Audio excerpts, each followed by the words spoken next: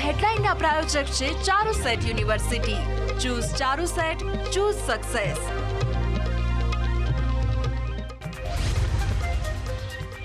Impact ફીને લઈને રાજ્ય સરકારનો મહત્વનો નિર્ણય। ઇમ્પેક્ટ ફી ભરવાની મુદતમાં 6 મહિનાનો કરાયો વધારો। શહેરી વિકાસ વિભાગે બહાર પાડ્યું નોટિફિકેશન।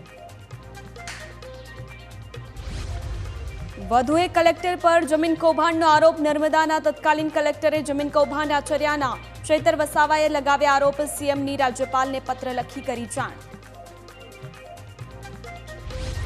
ખેડામાં કોન્ટ્રાક્ટરના આપઘાત મુદ્દે ગરમાયું રાજકારણ। એમએલએ રાજેશ ઝાલાના અધિકારીઓ પર આરોપ। ખોટી નોટિસ આપી કોન્ટ્રાક્ટરને હેરાન કરતા હોવાનો દાવો।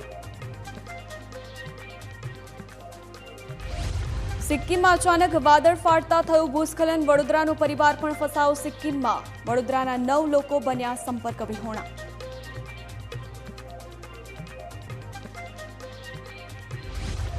ગુજરાતમાં 4 દિવસ બાદ ફરી સક્રિય થશે ચોમાસું। આગામી 5 દિવસ હળવા વરસાદની આગાહી। મોટાભાગના જિલ્લામાં જોવા મળશે મેઘાવી માહોલ।